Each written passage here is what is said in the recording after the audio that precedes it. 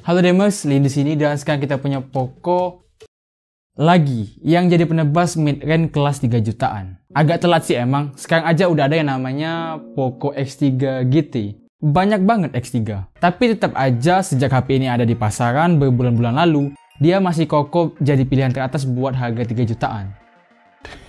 Yeah, boy. Dan untuk lo yang lagi nyari tahu apa yang hebat dari HP ini, mungkin review gue bisa jadi referensi buat jadi bahan pertimbangan. Ngebantu lu lah buat nentuin pilihan.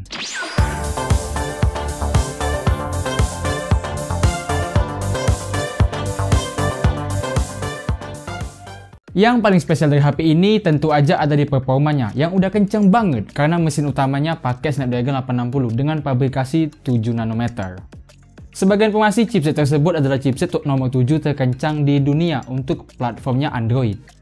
Dan tambahan lagi, Snapdragon 860 itu punya kekuatan yang sama dengan Snapdragon 855 Plus. Jadi buat lo yang pernah pakai HP dengan Snapdragon 855 Plus, performa ngedit sama buat ngegamenya bakalan kerasa dominan sama. Yang beda cuman soal kapasitas tampungan RAM aja. Kalau di 855 Plus cuman bisa nampung maksimal itu di 12 GB, sedangkan 860 maksimalnya bisa di 16 GB. Gue langsung bahas performa di awal karena gue yakin emang bakalan dicari oleh gamer entusias, termasuk lu ya kan. Oke, secara performa, HP ini bahkan ada di urutan 48 dalam 100 besar HP terkencang di dunia buat ekosistemnya Android. Lu bisa cek sendiri di Antutu Ranking. Untuk performa gaming, PUBG Mobile udah kuat HDR ekstrim dan lancar di 60 fps. Bahkan sebenarnya dia bisa ke 90 fps kalau dari gamenya udah ke unlock. Sementara buat yang lebih ringan kayak Mobile Legends dia beneran aman banget. Bahkan di Genshin Impact kita bisa lancar main di preset highest walau frame rate-nya enggak 60 fps. Masih dapat lah 40-50an. Kalau mau stabil Genshin Impact di 60 fps bisa ke medium atau lowest aja dulu.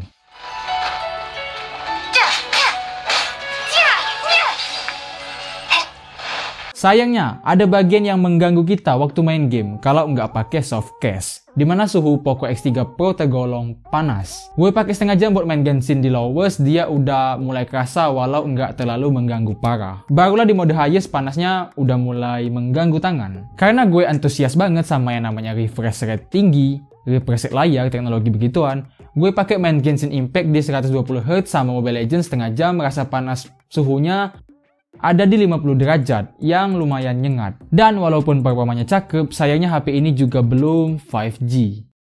Jadi tetap masih bisa kena sama kata mendang-mending. Selain itu, gue punya catatan lain yang harus lu antisipasi sebelum ngefix ngebeli HP ini. Dimana layarnya punya kecerahan 450 nits doang, yang mana itu sama dengan Infinix Note 8 yang gue pakai harian.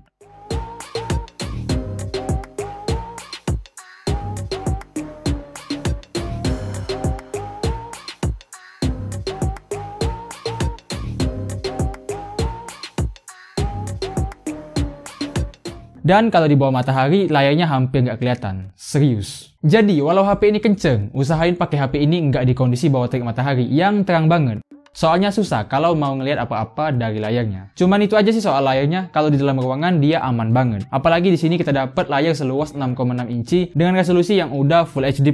Dan bahkan dapat teknologi HDR10 juga. Sayang aja panelnya IPS yang jadi downgrade dari Redmi Note 10 2 jutaan yang udah Super AMOLED.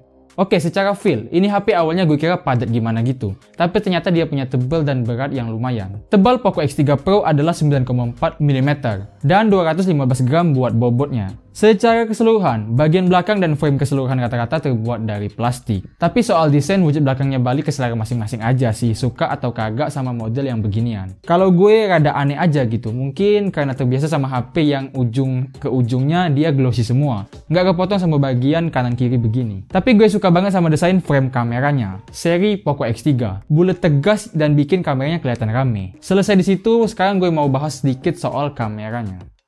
Performanya. Overall kalau kameranya aman-aman aja sih. Nggak bagus gimana dan kayak sekedar yang penting ada aja gitu. Soalnya kalau foto-foto ya aman-aman aja. Dari segi ketajaman warna atau detail. Sementara video dia ya gue rasa nggak ngecewain tapi nggak spesial juga. Biasa aja.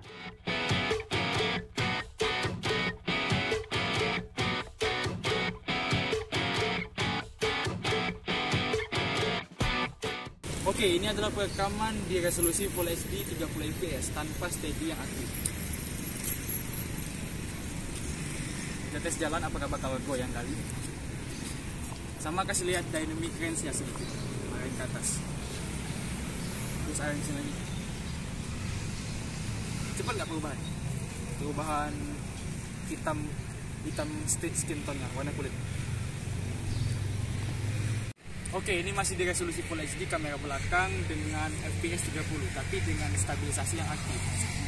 Kita tes lagi dikit.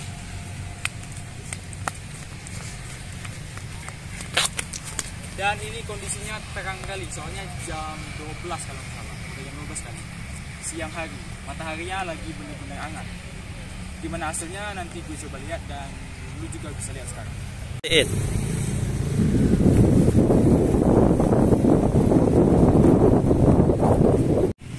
Sementara ini adalah perekaman menggunakan resolusi Full HD tapi dengan FPS di 60 frame. Coba kita lari dan mungkin buat yang ini kayak lebih smooth. Sayangnya kayak kebanyakan HP yang emang mid-range atau semua HP belum bisa aktifin stabilisasi. Dan jaraknya lumayan jauh ini, apakah mikrofonnya lumayan nangkep suara gue, lu juga bisa nilai.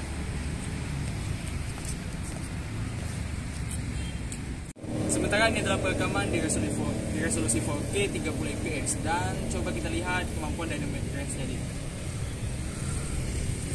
Gimana? Apakah bagus atau enggak? Terus ini tanpa stabilisasi ya.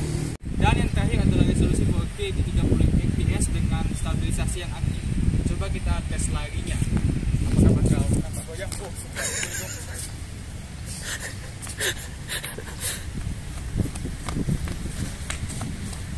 Semoga aja bagus. Untuk kamera depan dia dikasih lumayan minimalis ya, cuma ada dua pilihan resolusi, 720 pixel 30 fps sama 1080 30 fps juga. Dan bisa lo lihat kemampuan dynamic range-nya buat kamera depan gimana. Gue agak susah ngelihat hasilnya karena layarnya yang agak gelap kalau di bawah terik matahari yang terang banget kayak begini. Ini siang hari jam 12. Dan kayaknya muka gue goyang-goyang gimana gitu ya. Kadang-kadang ngeflick. Tapi coba kita lihat lah nanti hasilnya gimana. Lanjut lagi. HP ini dia punya penyimpanan internal yang udah dikasih gede, 128GB untuk varian terendah yang juga udah UFS 3.1. Dimana tipe ROM tersebut biasanya ada di flagship level.